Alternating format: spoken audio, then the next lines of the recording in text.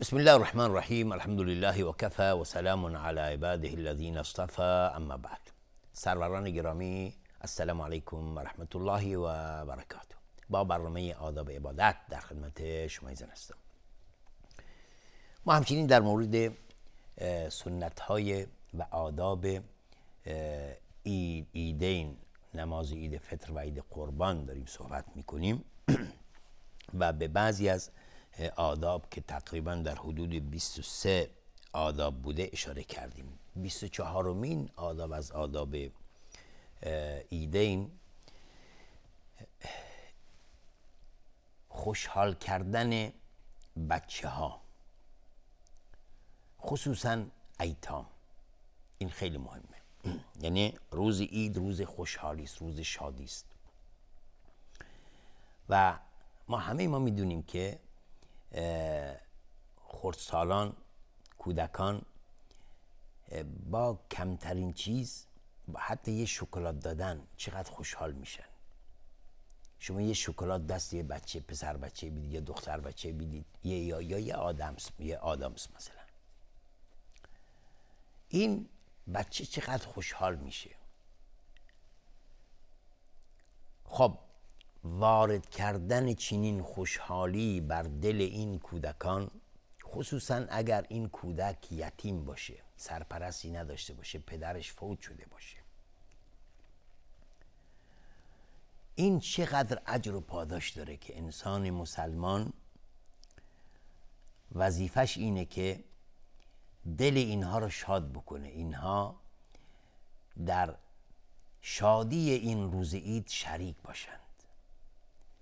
پدر نداره، سرپرستی نداره، ممکنه وضع مالی خوبی نداشته باشه، نتونه لباس یا کفشی برای خودش بخره یا حتی خوراکی برای روز عید و شب عیدش داشته باشه. مایی که توانمندیم، خداوند رزق و روزی زیادی به ما داده و این همه در ناز و نعمت هستیم، به فکر این فقرا و مستمندان و این ایتام باشیم. چنان که فرزندان خودمون وقتی که براشون لباس نو، لباس جدیدی میخریم چقدر خوشحال میشن.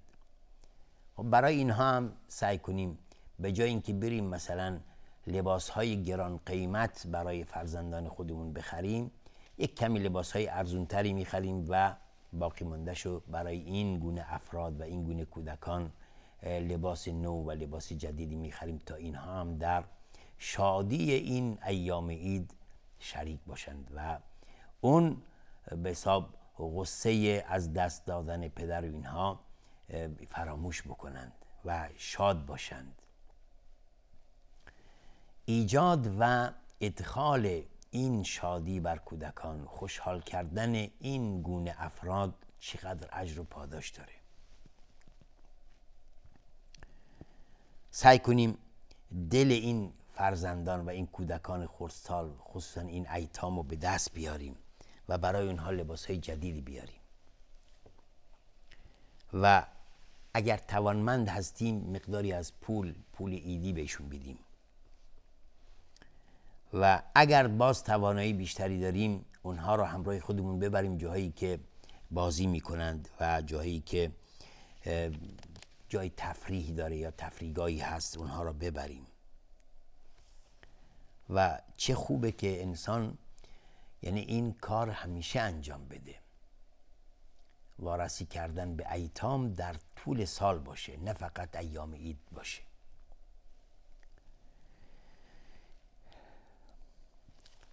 ابو هریره رضی الله عنه روایت میکنه، میگه شخصی اومد نزد رسول الله، مردی اومد نزد رسول الله صلی الله علیه و سلم و گلایه کرد، شکایت کرد از قساوت قلبش. یعنی گفت من خیلی سنگدل هستم ای رسول خدا، چیکار بکنم؟ رسول الله صلی الله علیه و سلم فرمودن امسح رأس الیتیم و اطعم المسکین. اگر میخوای قساوت قلبت از بین بره، دست بکش بر سر ایتام. یعنی منظور اینه که نه که دست بکشی بر روی سرشون، یعنی منظور اینه که وارسی بکن به اونها، مشکلات اونها رو حل بکن. یعنی سعی کن یتیمی رو تقبل بکنی خرجش و اینها و کمک حالش باشی. و اطعم المسکین، و انسانهای مسکین رو غذا بده. انسان وقتی که حالتهای این گونه افراد رو میبینه، ایتام و مساکین رو میبینه که در چه حالتهایی هستن و چگونه روزگار رو میگذرونن، واقعا دلش درد میاد. این قساوت قلب از دل انسان میره. دل انسان رحیم میشه. دل اگر سنگ هم که باشه، با دیدن این گونه حالتها نرم میشه.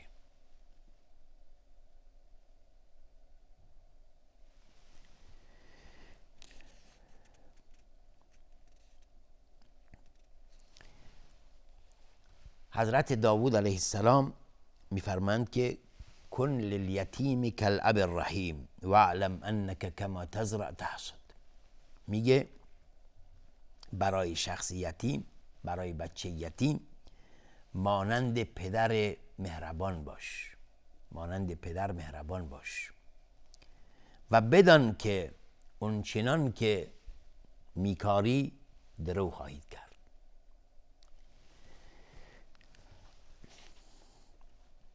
انسانی که به خاطر رضای خدا کاری رو انجام میده، یقین داشته باش که چنان که شعر فارسی میگه تو نیکی میکن و در دجله انداز که ایزد در بیابانت دهد باز. تو هر جایی هر کار خیری انجام میدهی انجام ده و یقین داشته باش که خداوند منان، خداوند رحیم و رحمان این عمل تو رو بی پاسخ نخواهد گذاشت. جزای تو رو میده، پاداش تو رو میده. کار خیر در هر جا انسان انجام بده، حتی در یک بیابانی هم که شما کار خیری انجام بدی، یقین داشته باش که بازدهیش برای شما هست و به شما باز خواهد گشت. فقط ما باید یقین داشته باشیم، توکل بر الله باید داشته باشیم و یک کمی از غرور خودمون کاست بکاهیم، متکبر نباشیم.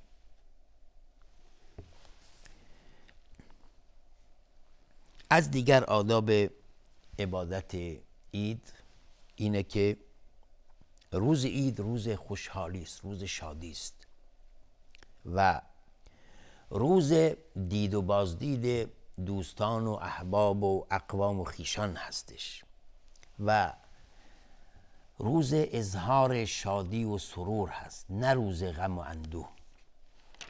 به همین خاطر درست نیست که انسان مسلمان در روز عید به مقابر بره، به مقبره ها برود.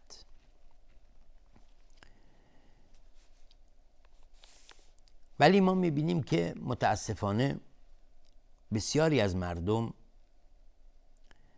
بعد از نماز گذاشتن عید به سوی مقبره ها میروند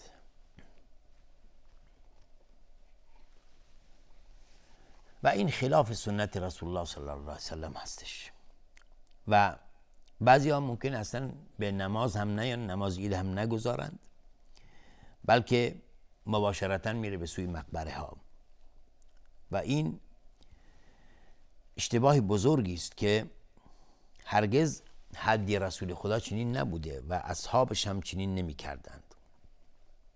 و روز عید ما گفتیم روز خوشحالی است، روز اظهار سرور و شادی است و حتی امروزه بسیاری از مردم وقتی که یکی از خیشان و اقوامش فوت میشه و عید اولش هست، همه مردم بعد از گذاشتن نماز عید اولین کاری که میکنن به خونه این شخص میرن برای اینکه حالا اظهار همدردی بکنن و تسلیت دوباره بگن. این اصلا کار خوبی نیست. غمی که حالا فراموش شده دوباره شما برید و اون رو زنده بکنید و در این روز بسیار عظیم، روز شادی، روز عید، روز خوشحالی، شما این روز خوشحالی و این روز عید و سرور رو تبدیل به روز غم و اندوه بکنید. این گناه بسیار بزرگی داره و ما باید کم کم دست از چنین کارها بکشیم، کارهایی که خلاف سنت انجام ندیم. و همه چشم همچشمی است، یا اینکه میگن زشته و درست نیست و گله میکنن. گله بکنه انسان که کاری که خلاف شرع است انجام نمیده به خاطر رضایت مردم. ما باید کاری بکنیم که رضایت الله رو جلب بکنیم، رضایت خدا رو جلب بکنیم، نه بنده خدا. حالا ناراحت شد که ناراحت بشه، ما کار خلاف شرع که نکرده ایم. این عمل باید متوقف بشه و دیگه کسی این کار نکنه که روز عید، اولین عید، رو بره نزد اون کسی که حالا عزیزی رو از دست داده. نباید اون غم و اندوه رو دوباره زنده کرد. باید ما کاری بکنیم که اونها اون غم و اندوه رو فراموش بکنن، نه زنده بکنیم. این چه کاریه دیگه؟ پس بهترین راه اینه که ما در روز عید هرگز خونه اون کسی که عزیز رو از دست داره نریم، بلکه به اونها تبریک عید بگیم. حالا بعضی ها مسکین ها ممکنه وضع مادی خوبی هم نداشته باشه و چون روز حالا اولین عید اون عزیزی که از دست داده هستش، همه مردم رو یا همه اون ده رو دعوت میکنن نگاه عروسی دارن که امروز چون اولین به حساب عیدشه، همه دعوت خونه این شخص هستید. هزینه سنگین انگار عروسی داره، هزینه سنگینی رو بر خودشون متحمل میکنن تا اینکه حالا به خاطر اینکه میگن زشت مردم حرفمون میزنند. حرف چی میزنند؟ رسول خدا صلی الله علیه و سلم زمانی که حضرت جعفر شهید شدن فرمودن اصنعوا لآل جعفر الطعام، برای آل جعفر طعام و خوراکی درست بکنید، چون مصیبت به اونها رسیده. اونها در مصیبتی گرفتار اومدن و مصیبتی بهشون وارد شده، دیگه ممکنه فکر و ذکرشون تو این مصیبت است و یعنی نمیتونن کاری انجام بدن، خوراکی تا برای خودشون درست کنن. پس برای اونها خوراکی درست بکنید. ما باید این گونه باشیم، همکاری این گونه است. دوستان، رفقا، اقوام، خیشان و همسایه ها باید برای اونها غذا درست کنن و ببرن، نه اینکه ما همه بریزیم سر اون به خانه‌ای که مصیبتی برش وارد شده و حتی ممکن ایتامی هم داشته باشن و هزینه‌های سنگینی رو بر اونها وارد بکنیم. این خلاف دستور رسول خدا و دستور اسلام هستش و درست نیست و حرام است. از دیگر آداب عیدین انسان تلاش بکنه که در انجام طاعات و عبادات و دوری جستن از معصیت و گناه، در این ایامی که خداوند بر ما منت نهاده و این عید رو، این روز خوشحالی رو و این روز عظیم رو برای ما قرار داده و ما در اون هستیم، ما باید این نعمت را با شکر و با سپاسگزاری مقابله بکنیم، نه اینکه بیایم نعمت رو با معصیت جواب بدیم. نعمت باید با شکر و سپاس و بزرگداشتی انسان مقابله بکنه. و شکر نعمت با چیه؟ با قلب و زبان و جوارح هستش. ما باید اعتراف بکنیم به اون نعمت‌هایی که خداوند به ما داده و شکرگزار این نعمت‌ها باشیم با زبانمان و اینی که جوارحمون رو و اعضایمون رو در طاعت و بندگی خدا سپری بکنیم. و باید ما بدانیم که هر روزی که می‌گذرد و ما در طاعت و بندگی خداوند هستیم، این روز عید است. روز عید روزی است که انسان معصیت انجام نمیده. این روز عیده، روز خوشحالی است. و چنان که گفته شده انما العید لمن اطاع الله. عید برای کسی است که طاعت و عبادت خداوند رو انجام میده. عید برای افرادی که معصیتکار و گناهکار هستند نیست. ما شخصی میبینیم که اصلا هیچ گونه عبادتی انجام نمیده، نمازی اصلا نمیخونه، هرگز وارد مسجد نمیشه، نه نمازهای پنجگانه نه نماز جمعه، هرگز نمازی نمیخونه، ولی روز عید که میشه اولین شخص است که در صف اول نماز نشسته. این روز عید نیست برای این شخص. کسی که راه مسجد رو بلد نیست و فقط ایام عید اونو در مسجد میبینیم، این روز عید نیست براش، روز عزاست. کسی که نمازهای واجب و فرض رو انجام نمیده چگونه وارد مسجد میشه و وارد مصلی میشه و نماز سنت، نماز عید به جمهور علما میگن سنت است، سنت مؤکده هستش، ولی نمازهای فرض پنجگانه واجب هست بر هر شخصی. خب پس عید برای کسی است که طاعت و عبادت بندگی خدا را انجام میده و ما باید سعی کنیم که در این ایام عید هرگز در معاصی و گناهان نیفتیم و در نمازهایمان اهمال نکنیم، کوتاهی نکنیم. نه اینکه خوشحالی و اظهار سرور باعث بشه که دیگه نمازمون هم ول بشه، نمازم نخونیم. نه، این گونه نباشه. ما باید سعی کنیم که در این ایام بیشتر طاعت و عبادت خداوند رو انجام بدیم. نه اینکه حالا چون روز عیده سینما میره، تئاتر میره و همچنین جاهای دیگری میره و دختران با بی‌حجابی وارد بازار بشن یا بد لباس وارد بازار بشن. این گونه نباشه. باید این روز عظیمی باشه که ما بیشتر سعی کنیم در طاعت و عبادت بندگی خدا باشیم. انشاءالله که خداوند به همه ما توفیق بده که همیشه تابع دستورات خدا و پیامبرش باشیم و از دستورات اسلام اطاعت بکنیم و همیشه در طاعت و بندگی خدا به سر ببریم. تا دیدار دیگر و برنامه دیگر همه شما ایزان رو به خداوند بزرگ بسپارم و آخر دعوانا ان الحمدلله رب العالمین. السلام علیکم و رحمت الله و برکاته.